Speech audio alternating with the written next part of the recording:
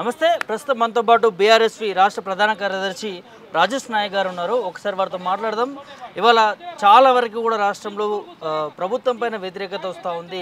రైతుల విషయంలో కావచ్చు, సంక్షేమ పథకాల విషయంలో కావచ్చు, అదేవిధంగా నిరుద్యోగుల విషయంలో కావచ్చు, విద్యార్థుల విషయంలో కావచ్చు. సో ఏంటి మరి ప్రభుత్వ వైఖరిని ఒక నిరుద్యోగిగా, ఒక ఓయూ బీఆర్ఎస్ విద్యార్థి నేతగా తను ఎట్లా చూస్తాడు, ఏంది తన అంశం ఏందనేది ఒకసారి వారితో మాట్లాడించే ప్రయత్నం చేద్దాం. నమస్తే బ్రదర్. నమస్తే అన్న. నమస్తే. ఎట్లా చూస్తారు? కాంగ్రెస్ ప్రభుత్వం 16 నెలలు అయిపోయింది అధికారంలోకి వచ్చి. మేము ప్రజాపాలన చేస్తున్నామంటుంది, ఉద్యోగాలు ఇచ్చినామంటుంది, రైతు భరోసా, 2 లక్షల రుణమాఫీ. సో ఇట్లా చెప్పుకుంటూ పోతే మేము చాలా చేసినామంటున్నారు. సో మీరు ఎట్లా చూస్తున్నారు ఒక విద్యార్థి నేతగా?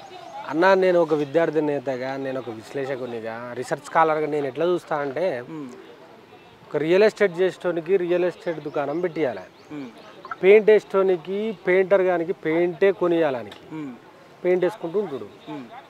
తెలంగాణ రాష్ట్రాన్ని తీసుకొచ్చి పరిపాలన చేయమనంటే ఆడు ఏం చెప్తాడు అంటే వానికి తెలియదు కదా.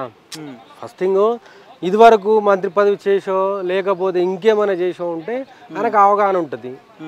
అరే ఈ సిస్టమ్ ఇట్లుంటుంది, అదేవిధంగా ఇది ఇట్లుంటుంది అని చెప్పేసి అవగాహన ఉంటుంది. కానీ ఆయనకు కనీసం అవగాహన లేనప్పుడు ఆయన ఏం చేస్తాడు చెప్పు? అది మన బుద్ధి తక్కువ. ఇప్పుడు ఆయన దగ్గర నుంచి ఎక్స్పెక్ట్ చేసాడు, మన బుద్ధి తక్కువ. అది గంతే, ఎక్స్పెక్ట్ చేయొద్దు గంతే. ఇప్పుడు ఈ దగాపడ్డ తెలంగాణ నేలల దాదాపుగా 60 సంవత్సరాలు అరిగోసపడ్డాం మనము. కాంగ్రెస్ గవర్నమెంట్లోనే అరిగోసపడ్డాం. మరి అలాంటప్పుడు ఇంకో 2-3 సంవత్సరాలు పడదాం ఏమున్నది?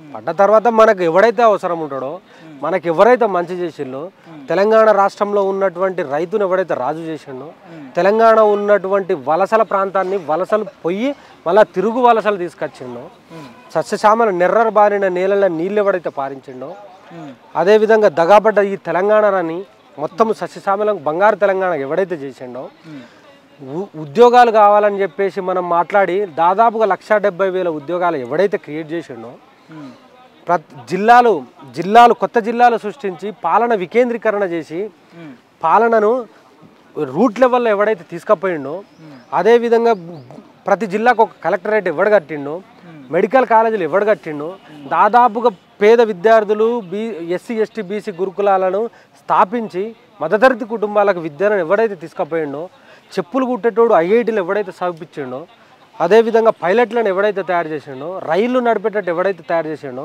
గిరిజన ప్రాంతానికి సంబంధించిన బిడ్డ ఎవరెస్ట్ ఎక్కేటట్టు ఎవడైతే కృషి చేసిండో, అట్లాంటివన్నీ తీసుకొద్దాం తప్ప ఈ 2 సంవత్సరాలు, అప్పుడు 60 సంవత్సరాలు ఇబ్బంది పడ్డామన్నా, మళ్ళీ ఒక సంవత్సరంన్నర నుంచి ఇబ్బంది పడతాం, ఇంకో 3 సంవత్సరాలు ఇబ్బంది పడదాం. ఇబ్బంది మనకు కొత్తేం కాదు. బట్ ఎవడేందనేది అయితే క్లారిటీ వచ్చింది, ఎవడేమైందనేది క్లారిటీ వచ్చింది.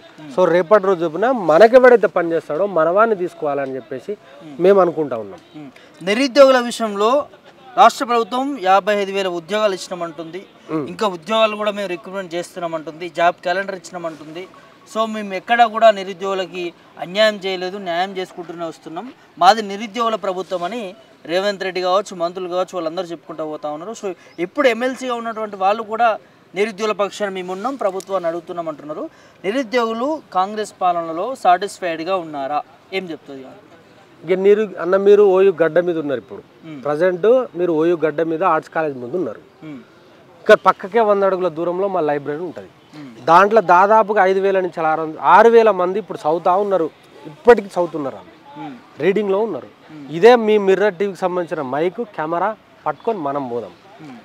ఏ ఒక్కడైనా నిజంగానే 55,000 ఉద్యోగాలు మాకు వచ్చినాయి, నిజంగానే ఈ కాంగ్రెస్ ప్రభుత్వం ఇచ్చింది అని చెప్పమను. ఇదే ఆర్ట్స్ కాలేజ్ ముందు నేను ముక్కు నేలకు రాస్తా. ఏ ఒక్కడు కూడా సస్యశ్యామలంగా, ఏ ఒక్కడు కూడా హ్యాపీగా లేరు. గత ప్రభుత్వం కేసీఆర్ ఇచ్చినటువంటి నోటిఫికేషన్నే వీళ్ళు ఎగ్జామ్ ఆల్రెడీ వాళ్ళు పెట్టిళ్ళు, రిజల్ట్ ఇచ్చి ఇలా నియామక పత్రాలు ఇస్తే నేను ఇచ్చినట్టు కాదు, వాళ్ళు ఇచ్చినట్టు కాదు. ఎవడో మందికి పుట్టిన బిడ్డను నా బిడ్డ అని చెప్పేసి ముద్దాడు, ఇది కరెక్ట్ కాదు. ఇది ఒక ప్రతి ఒక్క నిరుద్యోగికి ఎరికే. మీరు అడిగింది ఏంటి అని అంటే, మీరు అన్నారు ప్రతి సంవత్సరము 2 లక్షల ఉద్యోగాలు ఇస్తామని చెప్పారు. వాటితో పాటు వీళ్ళు ఇచ్చిన హామీలు ఎట్లున్నాయో చూడండి.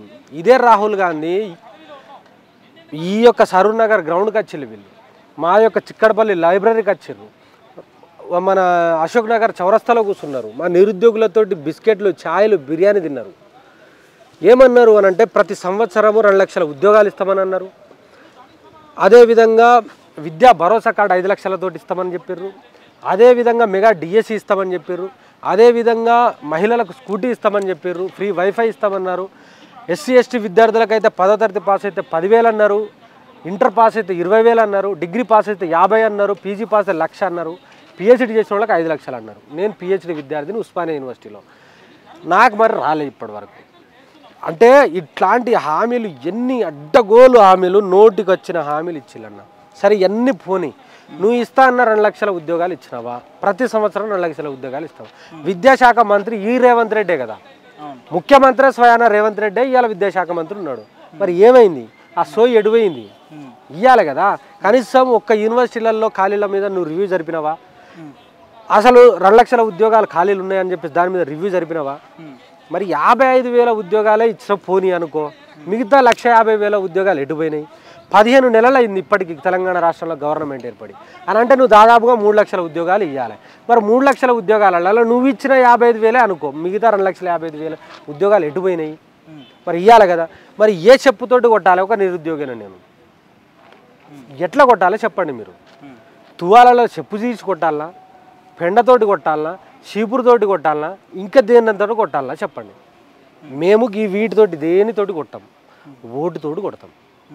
రేపటి రోజున ఓటుతోటి కొడితే పాతాళానికి పోతారు వీళ్ళు, బయటికి కూడా రారు. ఇప్పుడు కాంగ్రెస్ ఎమ్మెల్సీ ఎన్నికలకు సంబంధించి కాంగ్రెస్ అభ్యర్థి ఓడిపోవడం జరిగింది పట్టభద్రుల ఎమ్మెల్సీ ఎన్నికలు. అంటే దానికి ఇదే కారణం అనుకోవచ్చా? నిరుద్యోగులు 10,000% కారణము.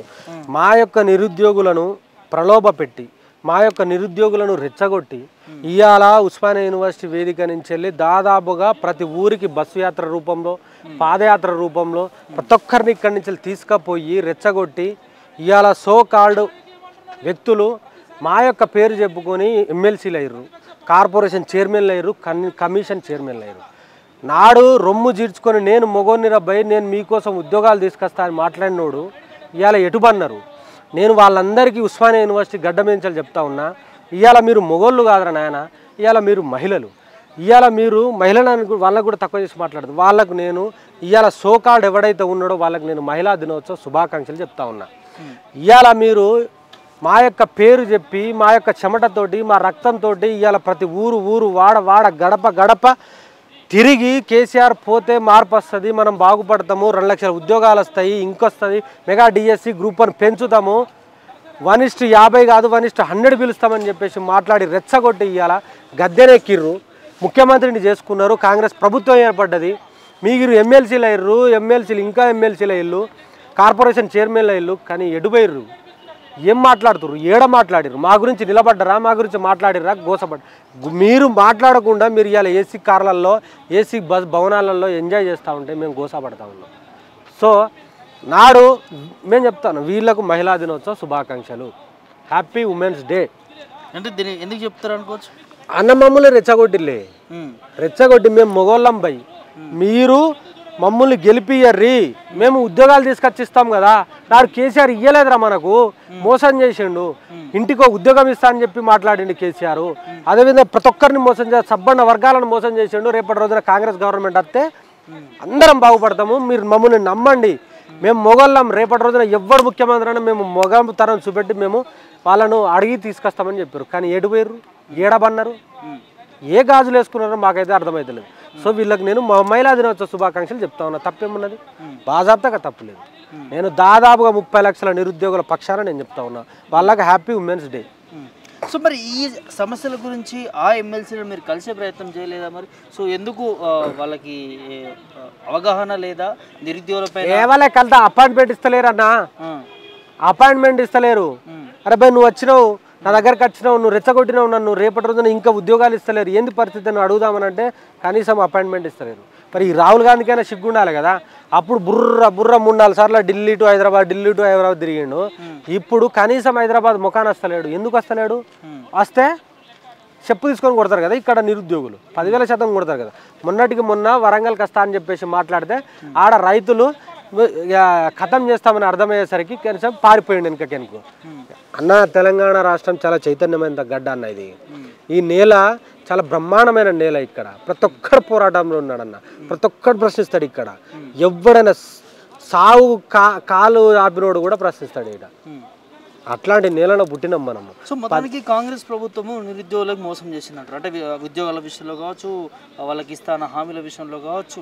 సో ఏ ఒక్కటి మంచి చేసింది చూపన్నా, ఒక్కటి చెప్పు, నువ్వు చెప్పు. పోనీ 55 ఉద్యోగాలు ఫెయిల్ అయిపోయినట్టు 10,000% ఫెయిల్ కదా. నువ్వు దాంట్లో 35,000 ఉద్యోగాలు కేసీఆర్ ఇయ్య కదా.